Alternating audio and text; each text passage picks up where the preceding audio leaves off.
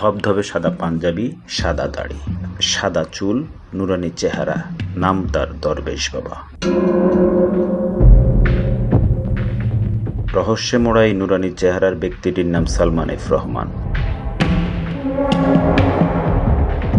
স্বয়ং প্রধানমন্ত্রীর কোলে বসে পুরো রাষ্ট্র লুট করেছে এই ব্যক্তি। প্রধানমন্ত্রীর বেসরকারি ব্যবসা বিষয়ক উপদেষ্টা সালমান এফ রহমান। তার নিয়ন্ত্রণে ছিল দেশের পুরো অর্থ ব্যবস্থা। পুরো পরিকল্পনাটাই তখনই ওই 3.5 বছরের সময় বঙ্গবন্ধু কিন্তু সে পরিকল্পনাটা আমাদের কাছে দিয়ে গিয়েছে। মূলত 1996 সালে আওয়ামী লীগ ক্ষমতায় আসার পর শেয়ার বাজারে সবচেয়ে বড় কেলেঙ্কারি করার পরই তিনি শেখ হাসিনার নজরে আসেন।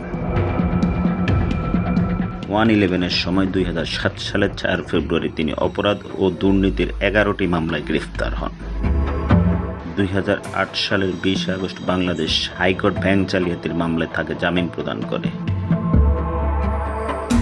2009 সালে আওয়ামী লীগ সরকার ক্ষমতায় আসার পর তার মালিকানাধীন বেক্সিমকো গ্রুপের প্রতিষ্ঠানগুলো বিশেষ সুবিধা নিয়ে ঋণ খেলাপির তালিকা থেকে নিজেদের নাম সরিয়ে ফেলে।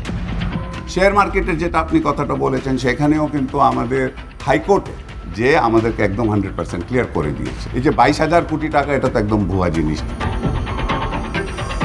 এরপর তার ডাকাতির নমুনা দেখে প্রধানমন্ত্রী শেখ হাসিনা তাকে উপদেষ্টা হিসেবে নিয়োগ দেন। এরপর আর তাকে পিছনে তাকাতে হয়নি।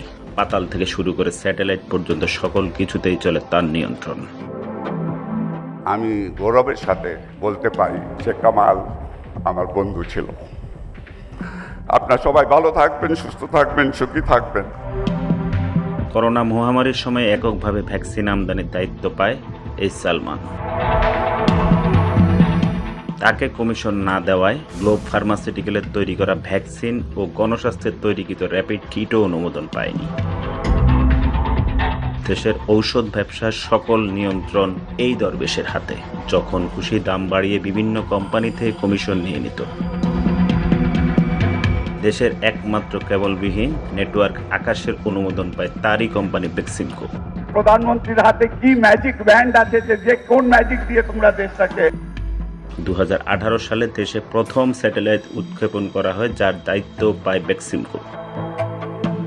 করোনা পরবর্তী সময় গার্মেন্টস খাতের আর্থিক প্রণোদনা বন্টনের দায়িত্বও থাকে দরবেশের হাতে। 30% শেয়ার কিনে বনে যান আইএফআইসি ব্যাংকের চেয়ারম্যান। প্রভাব খাটিয়ে নিজের প্রতিষ্ঠান জিএমজি এয়ারলাইন্সের নামে 228 কোটি টাকা লোন নিয়ে জিএমজি এয়ারলাইন্স দেউলিয়া ঘোষণা করে। শেখ হাসিনা সরকার বারবার দরকার। শেখ হাসিনার আশীর্বাদ পুষ্ট এই দরবেশ ঢাকা দোহার থেকে বিনা ভোটে 2 বার নির্বাচন করে সংসদ সদস্য হন। এরপর তার প্রভাব বেড়ে যায় আরও। আমি কিন্তু মনে করি এমপি হলেই যথেষ্ট, আমি যদি মন্ত্রী নাও হই। রাতারাতি কৃষি, আইটি, জ্বালানি, বিদ্যুৎ, খাদ্যসহ প্রায় সকল ক্ষেত্রে বিনিয়োগ করে বিভিন্ন ব্যাংক থেকে বিপুল অঙ্কের লোন নিয়ে দেশের বাইরে গড়ে তোলে আরেক সাম্রাজ্য, যা দেখাশোনা করত তারই ছেলে শায়ান এফ রহমান। জানা যায় সাবেক প্রধানমন্ত্রী শেখ হাসিনার বোন শেখ রেহানা লন্ডনে যে বাড়িতে থাকে সেই বাড়িটি শায়ান এফ রহমানের নামে কেনা। এভাবে দরবেশের পাচারকৃত টাকার বৃহৎ একটি অংশ পেয়ে যেত শেখ হাসিনা ও তার পরিবার। আপনারা সবাই ভালো থাকবেন, সুস্থ থাকবেন, সুখী থাকবেন, এই কামনা করে আমি আমার বক্তব্য শেষ করছি।